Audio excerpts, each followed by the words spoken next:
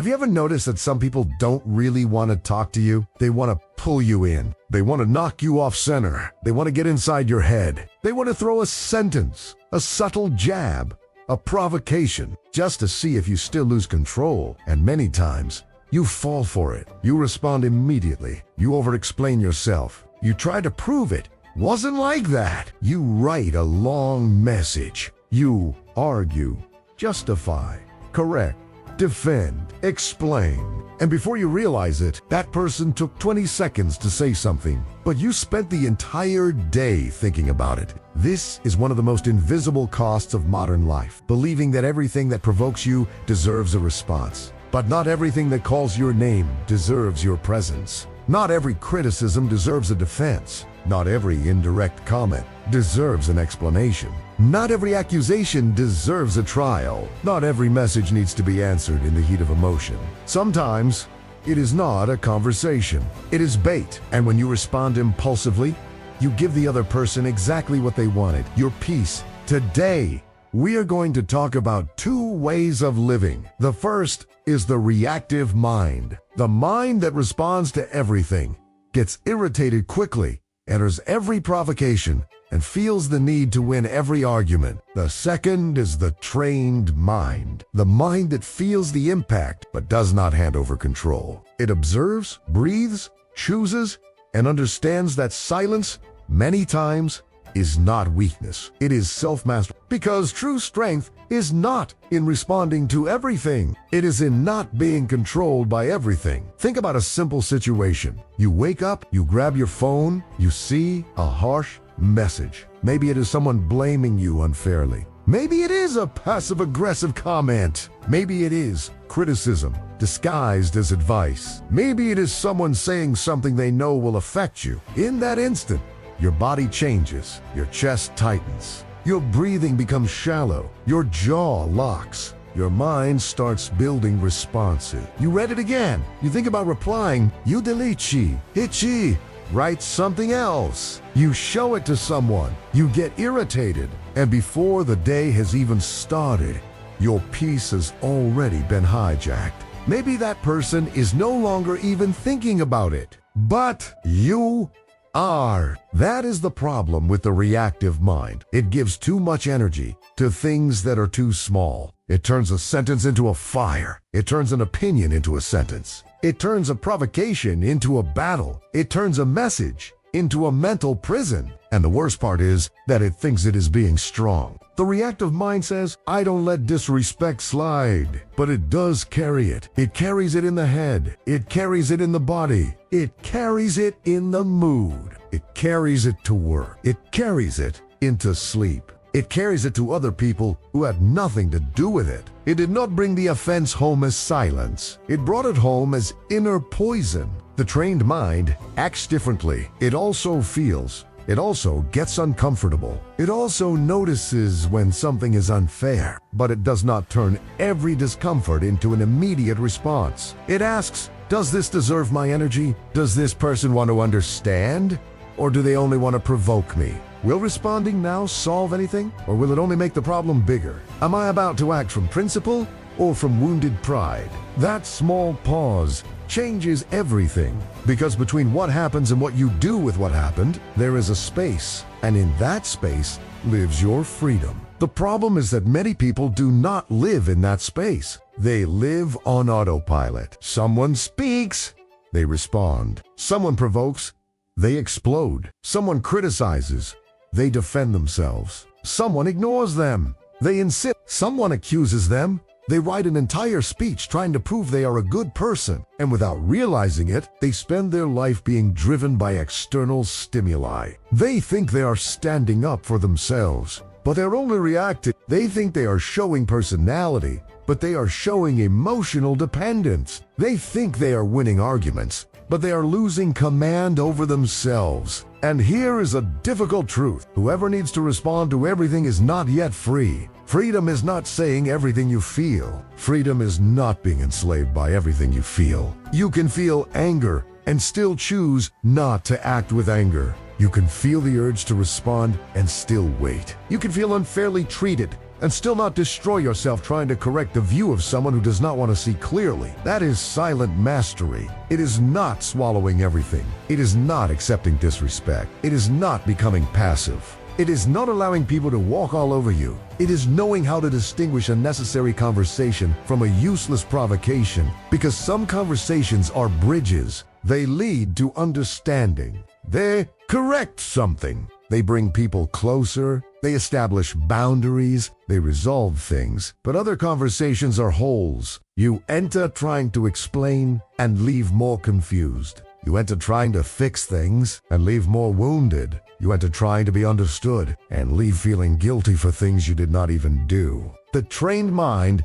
learns to recognize the difference. It notices when a person asks in order to understand, and it notices when a person asks in order to attack. It notices when there is dialogue, and it notices when there is only an emotional courtroom. It notices when speaking is worth it, and when the best response is to give nothing more. This is one of the most practical lessons of Stoicism. You do not control what others say, but you do control how much it will govern you. You do not control other people's tongues. You do not control other people's interpretations. You do not control other people's maturity. You do not control who will try to provoke you, but you can control your response. And sometimes controlling your response means not responding. Marcus Aurelius knew he would meet difficult people, arrogant people, ungrateful people, unfair play, selfish people, impulsive people. He did not wait for the world to become perfectly polite before having peace. He trained himself not to hand his mind over to the behavior of others. This is very important. True peace is not the kind of peace that only exists when nobody bothers you. That is fragile peace. Trained peace is something else. It is being disturbed and still not abandoning yourself. It is hearing something unfair and still not becoming unfair. It is being provoked and still not becoming like the person who provoked you, because that is the risk. Sometimes you begin by wanting to defend yourself from a rude person, and you end up speaking like them. You begin wanting to prove that you are right, and you end up losing your elegance. You begin wanting to demand respect, and you end up acting in a way that you yourself do not respect later. Many people do not regret what they felt. They regret what they did with what they felt. Feeling anger is human, but handing the steering wheel to anger is dangerous. The reactive mind says, "This is just how I am. I speak in the moment." The trained mind asks, "Will speaking in this moment bring me closer to the person I want to be?"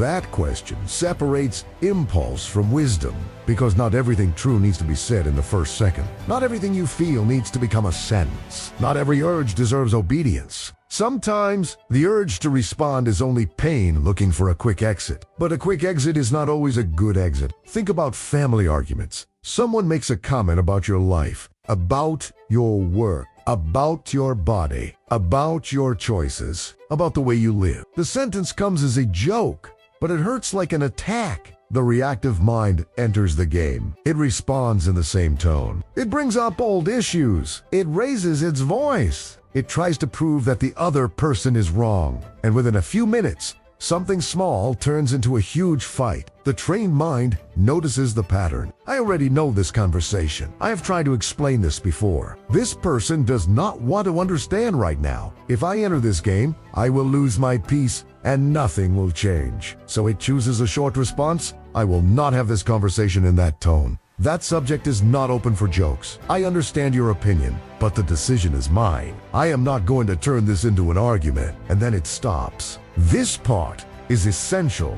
It stops because an overexplained boundary becomes a negotiation. Many people set a boundary and then spend 15 minutes justifying that boundary. Then the other person finds openings, questions it, reverses the blame, dramatizes, calls you exaggerated, and before you realize it, you are no longer protecting your peace. You are asking permission to have peace. A mature boundary does not need to become a lecture. You can be clear without being aggressive. You can be firm without being cruel. You can be brief without being cold. The reactive mind believes it needs to speak a lot to be taken seriously. The trained mind knows that one firm sentence, spoken calmly, is worth more than an entire speech spoken without control. Now, Think about social media. It may be one of the greatest training grounds for modern impulsiveness. Someone comments something malicious. Someone misinterprets you. Someone tries to belittle you. Someone provokes you only to get a reaction. And your mind says, reply? Show them they are wrong. Don't let it slide. Everyone will see it. You need to defend yourself. But do you really need to? Not every comment is a search for truth.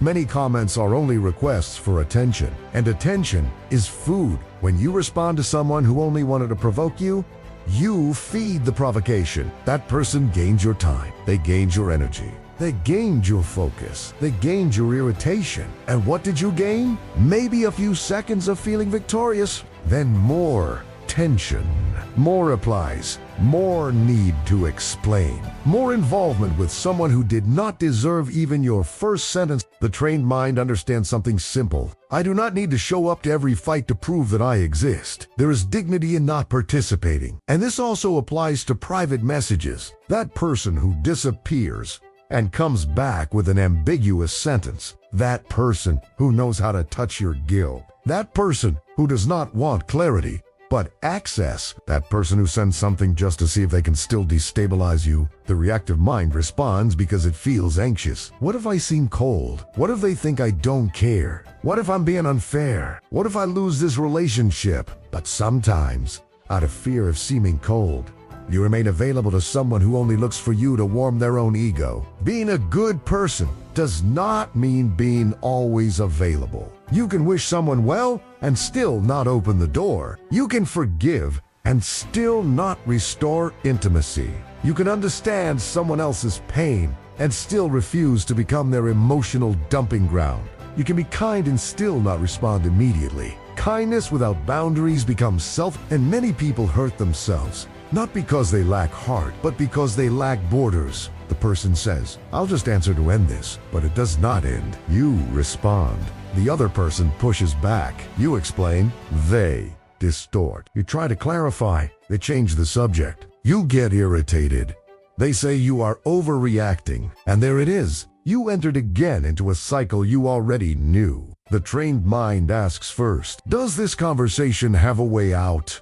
Or does it only have repetition? If it only has repetition, maybe the most mature response is not to feed it. Now, maybe you are thinking, but what if I stay silent and the other person thinks they won? That question shows how the ego tries to trap you. Because when your peace depends on the other person recognizing that you won, you are still trapped by the other person. The true victory is not making the other person admit that you are right. The true victory is not allowing their provocation to turn you into someone you do not want to be. It is not allowing their rudeness to steal your posture. It is not allowing their immaturity to determine your behavior. It is not allowing their lack of control to destroy your control. That is winning in a way that maybe nobody sees, but you feel it. You feel it when you reach the end of the day and think, I could have reacted badly, but I chose better. That feeling builds self-respect. Not the noisy kind of self-respect that needs to prove strength to others, but a silent self-respect, the kind that is born when you realize you can trust yourself. You'll trust that you will not answer just anything. You trust that you will not enter every provocation. You trust that you will not abandon your principles just because someone pressed the right button. That is inner strength, and inner strength is built in small moments. In the message, you do not answer immediately. In the criticism, you hear without falling apart. In the indirect comment, you notice, but do not feed. In the conversation, you close before it becomes a war. In the silence, you choose not out of fear, but out of awareness. So, how do you practice this? Let's be direct. First, never respond at the peak of emotion. If your body is activated, your mind is probably looking for defense, not wisdom. Wait. You do not need to wait for days. Sometimes 10 minutes is enough. Sometimes a walk is enough. Sometimes drinking water and breathing already changes the tone of your response. But do not hand your words over to the first impulse. The first impulse wants to win. It wants to hurt back. It wants to discharge. It wants to relieve tension.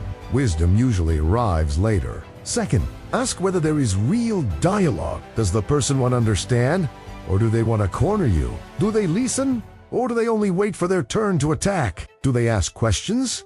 Or do they arrive with a sentence already prepared? Do they acknowledge anything? Or does everything become your fault? Do they want to resolve things? Or do they want to dominate? If there is no real dialogue, your response becomes fuel. You do not need to debate with someone who is not seeking truth. Third, respond less than your anger wants you to. Anger likes exaggeration. It wants to write long. It wants to explain every detail. It wants to put the person in their place. It wants to bring up everything that happened before. It wants to win once and for all. But clarity is usually short. I will not talk in that tone. That is not true. But I will not argue about it now. I understand your opinion, but I do not agree. That subject is closed for me. We can talk when there is respect. Short responses protect your energy, because the more you explain to someone who wants to distort, the more material you give them to distort. Fourth, let go of the need to have the last word. The last word looks like power, but many times it is an addiction. You want to reply just to end on top, just to show you did not stay silent, just to feel that you did not lose. But some victories are only traps dressed as honor. Letting the other person speak last does not mean they won. Sometimes it means you left the game, and leaving the game is the victory when the game is losing your peace. Fifth, notice whether you are trying to explain yourself or trying to be absolved. There is a difference. Explaining is healthy when there is respect. You clarify, the person listens, you both adjust. The conversation moves forward. But trying to be absolved is something else. You shrink yourself. You justify yourself too much. You apologize even for what you did not do. You try to convince someone who has already decided to misinterpret you. And that exhausts the soul. Someone who wants to understand does not require you to destroy yourself explaining. Remember this sentence. Someone who wants to understand does not require you to destroy yourself explaining. Mature people can disagree with you, but they do not need to humiliate you in order to talk. If a conversation requires you to abandon your dignity in order to keep the peace, that is not peace. That is emotional submission. Now, there is an even deeper point. Sometimes, what steals your peace is not the person. It is the continuation you give that person inside your mind. The conversation ends, but you keep responding mentally. You shower thinking about what you should have said. You work imagining another response. You lie down and replay the scene. You create alternate versions, rehearsals, arguments, defenses, revenge. The person left the room but stayed living inside your head. The reactive mind does this all the time. It does not even need a new provocation. It recycles old ones. The trained mind notices this and interrupts it. It says, that already passed. Thinking about this again will not protect me. I can learn without reliving it. My peace will not be sacrificed to rehearse late responses. This is also not responding. Not responding to thoughts that only reopen wounds. Because not every thought deserves continuation. Some thoughts are internal bait, they say. Remember what they said? You should have been harsher. You looked weak. What if they think you lost? What if they do it again? And you can answer those thoughts with presence. I choose not to return to that place right now. Come back to the body. Come back to the breath. Come back to your task. Come back to the present. Come back to what depends on you. This is the Stoic practice. Returning to what depends on you. It does not depend on you that everyone speaks respectfully. It depends on you not to abandon your own respect. It does not depend on you that everyone understands your intentions.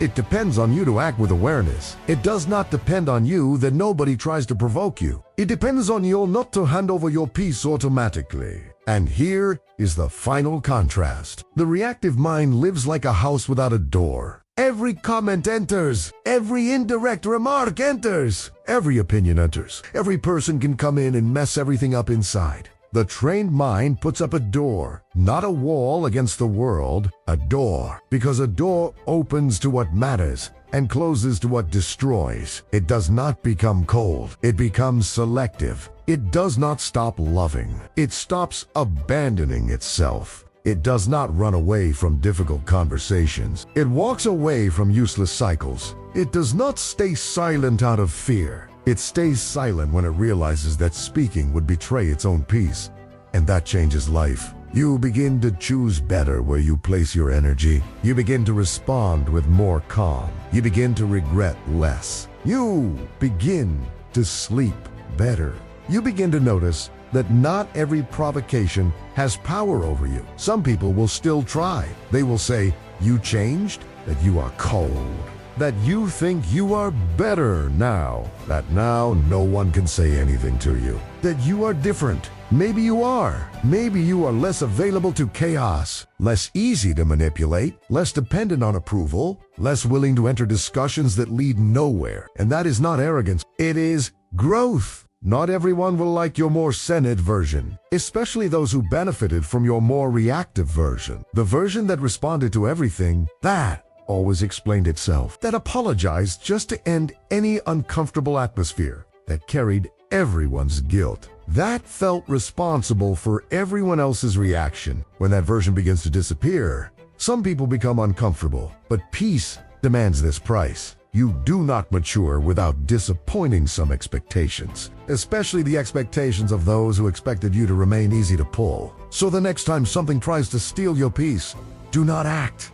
Immediately observe. Ask yourself, is this a conversation or bait? Does this deserve a response, or does it only want a reaction? Am I going to speak from my principles or from my wound? After this, will I respect myself more or less? Does this situation deserve my peace? That last question is powerful. Do not ask only whether it deserves a response. Ask whether it deserves your peace, because some things may deserve a short response, but they do not deserve your entire heart. Some people deserve clarity, but not unlimited access to your mind. Some situations deserve boundaries, but not your sleepless night. And some provocations deserve only one thing: nothing. No huge texts, no desperate defenses, no dispute, no spectacle. Only your silent return to yourself. That is mastery. It is not pretending you did not feel. It is feeling and still choosing. It is saying, I am irritated, but I will not betray myself. I am hurt, but I will not act on impulse. I feel like responding, but I will not give away my peace for pride. I can speak later. If necessary, I can choose not to speak. If this is only bait, this is the maturity that few people train. Because it is easy to look strong by speaking loudly. The hard thing is to remain firm in silence. It is easy to respond with the same coin. The hard thing is not allowing someone else's coin to buy your character. It is easy to win an argument. The hard thing is to defeat the impulse to enter an argument that did not deserve you. And maybe today your practice is simple. Respond less to chaos. Respond more to your principles. Less reaction, more direction. Less impulse, more mastery. Less need to prove, more commitment to your own peace. Because every time you do not respond to what only wants to destabilize you, you recover a part of yourself. And every time you choose your peace before your reaction, you train the person you are trying to become. In the end, the question is not whether others will stop provoking you. Maybe they will not. The question is whether you will keep handing them control over your inner state. You do not have to. You can breathe. You can wait. You can respond with clarity. You can close the conversation. You can remain silent. You can move on. You can choose. And a person who learns to choose before reacting becomes very difficult to control. If this video made sense to you, comment, I choose my peace before my reaction. Not as a pretty phrase, as a commitment. And if you want to keep training a mind that is firmer, clearer, and less enslaved by external provocations, subscribe to Stoic Mind, because philosophy only has value when it helps you live better in real life. The next time someone tries to pull you into chaos, remember, you don't need to respond to what only wants to steal your peace. Sometimes, the strongest response is to breathe, observe, and not hand the key to your mind to someone who would not know how to care for it.